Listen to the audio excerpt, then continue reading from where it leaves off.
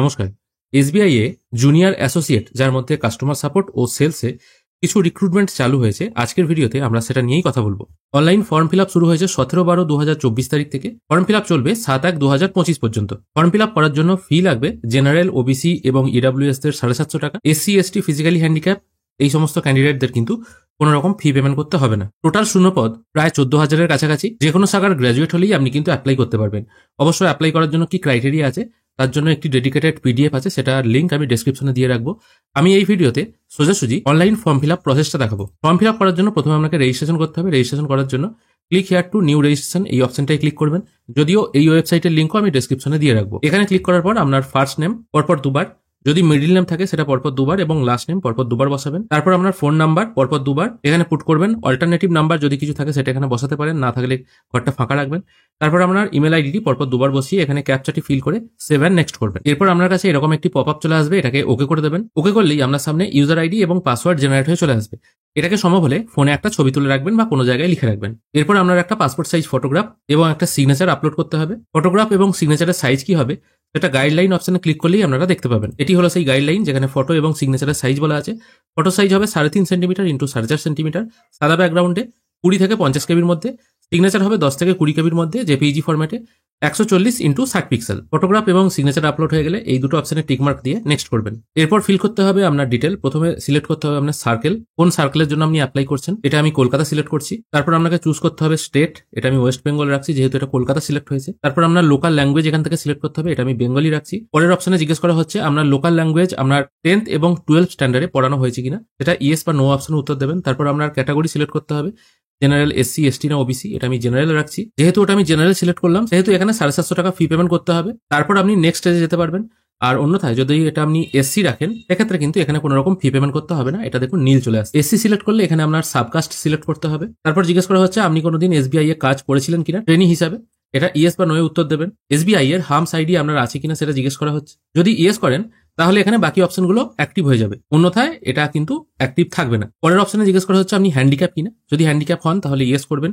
তারপর কি টাইপের হ্যান্ডিক্যাপ এটা এখান থেকে সিলেক্ট করতে হবে। তারপর আপনার ডিসেবিলিটির সাব টাইপ এখান থেকে সিলেক্ট করতে হবে। আর যদি আপনি হ্যান্ডিক্যাপ না হয়ে থাকেন তাহলে এটা নো রাখবেন। এরপর এখানে আরো কিছু অপশন আছে, এগুলো সব ইনঅ্যাক্টিভ দেখাচ্ছে। যদি বুঝতে অসুবিধা হয় তাহলে এই পেজটিকে আপনারা ট্রান্সলেট করে নিতে পারেন বাংলায়, সেক্ষেত্রে আপনাদের বুঝতে সুবিধা হবে। এখানে দেখে নিন যেগুলো এখানে হ্যাঁ বা না উত্তর দিতে হবে সেগুলো মোটামুটি ইনঅ্যাক্টিভ আছে, তাই এগুলো তো আপনার কিছু হাত দেওয়ার দরকার নেই। যেগুলো অ্যাক্টিভ আছে সেগুলো কিন্তু আপনাকে উত্তর দিতে হবে। তারপর আপনার রিলিজিয়ান এখানে জিজ্ঞেস করা হচ্ছে কোন রিলিজিয়ান বা কোন জাতির আপনি অন্তর্গত, সেটা এখান থেকে উত্তর দেবেন। আপনি মাইনরিটি সম্প্রদায়ভুক্ত কিনা সেটা এখান থেকে উত্তর দেবেন। আপনার এজ রিল্যাক্সেশন দরকার কিনা সেটা এখান থেকে আপনাকে জিজ্ঞেস করা হচ্ছে, সেটাও ইয়েস বা নো এ উত্তর দেবেন।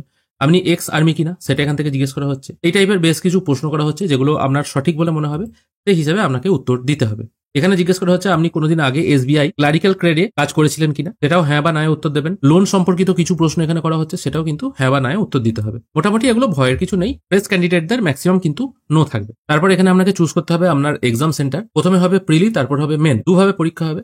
প্রিলি এক্সাম সেন্টার আপনি কোথায় রাখতে চান সেটা এখান থেকে জিজ্ঞেস করা হচ্ছে। আমি এখান থেকে এটা ওয়েস্ট বেঙ্গল সিলেক্ট করলাম, তাহলে এটা স্টেট কোড চলে এলো এবং সেন্টার আপনি কোন অঞ্চলে রাখতে চান সেটা এখান থেকে আপনাকে সিলেক্ট করতে হবে।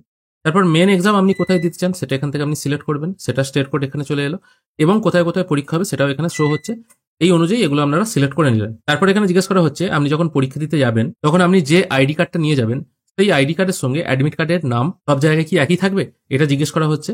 যদি একই হয় তাহলে এই অপশনটায় টিকমার্ক দেবেন। তারপর আইডি প্রুফ হিসাবে কোন আইডিটি আপনি নিয়ে যেতে চান সেটা এখান থেকে সিলেক্ট করবেন।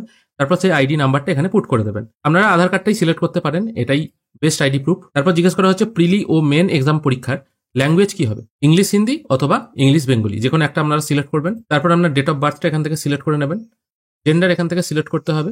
আপনার যমজ ভাই বা বোন আছে কিনা সেটাও এখান থেকে আপনাকে জানাতে হবে, যদি থাকে তার নাম এখানে বসাতে হবে। আপনি বিবাহিত না অবিবাহিত সেটা এখান থেকে সিলেক্ট করবেন। তারপর একই রকম ভাবে আপনার বাবার নাম, মিডিল নেম এবং লাস্ট নেম পরপর বসিয়ে দেবেন। একই রকম ভাবে আপনার মায়ের নাম, মিডিল নেম এবং লাস্ট নেম পরপর এ ঘরে বসাবেন। যদি বিবাহিত হয়ে থাকেন তাহলে স্পাউস নেম এখানে পুট করতে হবে। তারপর আপনার টোটাল অ্যাড্রেসটা ঘরে বসিয়ে দেবেন পিনকোড সহ। প্রেজেন্ট ও পার্মানেন্ট অ্যাড্রেস যদি একই হয়ে থাকে তাহলে এই ঘরে টিকমার্ক দেবেন, অন্যথায় আপনার অন্য অ্যাড্রেসটি ম্যানুয়ালি এখানে টাইপ করতে হবে। তারপর ভ্যালিডেট ইওর ডিটেল করবেন। ভেরিফাইড হয়ে গেলে এই টাইপের একটি পপ আপ আসবে, এটাকে ওকে করে দিয়ে সেভ এন্ড নেক্সট করবেন। এরপর আপনার কোয়ালিফিকেশন ডিটেল এখানে পুট করতে হবে। প্রথমে গ্র্যাজুয়েশন, আপনার পাস্ট না অ্যাপিয়ারিং এটা সিলেক্ট করবেন। কোন স্ট্রিম থেকে গ্র্যাজুয়েশন করেছেন সেটা সিলেক্ট করবেন। তারপর ইউনিভার্সিটির নামটা এখানে পুট করে দেবেন। কত তারিখে পাস করেছেন গ্র্যাজুয়েশন, যদি মার্কশিটের সেই ডেটটা লেখা থাকে সেই ডেটটা এখানে পুট করবেন। পার্সেন্টেজ এবং কি গ্রেড বা কি ক্লাস ছিল সেটা এখানে সিলেক্ট করে নিয়ে স্ক্রল করে একটু নিচের দিকে আসবেন। এরপর আপনার ওয়ার্ক এক্সপিরিয়েন্স যদি কিছু থেকে থাকে সেটা এখানে পুট করে দেবেন, যদি কিছু না থাকে পুট করার দরকার নেই। এরপর আপনি কোন কোন ভাষা জানেন, এখানে ডিফল্ট ল্যাঙ্গুয়েজ হিসেবে বাংলা রাখা আছে, ইংলিশ হিন্দি যদি আপনি জানেন এগুলো পুট করবেন। তারপর লিখতে বলতে বা পড়তে জানেন কিনা সেগুলো এখান থেকে সিলেক্ট করে নিয়ে ভ্যালিডেট ইওর ডিটেল করে ভেরিফাই করে নিয়ে সেভ এন্ড নেক্সট করবেন। এরপর আপনি যে ফর্মটি ফিল করলেন সেটা আপনার সামনে শো হবে। একবার ভালো করে সবকিছু মিলিয়ে নেবেন। যদি মনে হয় সবকিছু ঠিকঠাক আছে নিচের দিকে এসে আই এগ্রি অপশনে প্রথমে টিক মার্ক দেবেন। আর এখানে দেখুন পরপর দুটো অপশন আছে, যেখানে বলা হচ্ছে আপনার নাম আইডি প্রুফের সঙ্গে এবং এই যে ফর্মটা আপনি ফিল করলেন সেখানে যে নামটি পুট করেছেন তার সঙ্গে একই আছে। আর দ্বিতীয় অপশনে বলা হচ্ছে আপনি আপনার নামটি চেঞ্জ করেছেন, যার ফলে আপনার আইডি প্রুফের সঙ্গে এবং ফর্ম ফিল আপের সঙ্গে নাম মিসম্যাচ হতে পারে। যেটা আপনার ক্ষেত্রে সঠিক মনে হবে সেটা সিলেক্ট রেখে কমপ্লিট রেজিস্ট্রেশন অপশনে ক্লিক করবেন। এরপর এখানে আপনাকে দুটো জিনিস আপলোড করতে হবে, একটা হলো লেফট থাম্ব ইমপ্রেশন, এটা এখানে আপলোড করে দেবেন, এবং আরেকটা আপলোড করতে হবে হ্যান্ড রিটেন ডিক্লারেশন। এবার লেফট থাম্ব ইমপ্রেশন এটা তো আপনারা বুঝতে পারলেন, হ্যান্ড রিটেন যে ডিক্লারেশনটা আছে সেটা আপনারা কি আপলোড করবেন এটা নিশ্চয়ই বুঝতে একটু অসুবিধা হচ্ছে। প্রিন্টটাকে পজ করে দেখে নিন, এটা হলো হ্যান্ড রিটেন ডিক্লারেশন। এই জিনিসটাই কিন্তু আপনাদের আপলোড করতে হবে। লেফট থাম্ব ইমপ্রেশন যেটা আছে সেটা আপনাকে আপলোড করতে হবে 50 কেবির মধ্যে, আর হ্যান্ড রিটেন ডিক্লারেশনটা 50 থেকে 100 কেবির মধ্যে আপনাকে আপলোড করতে হবে জেপিইজি ফরম্যাটে।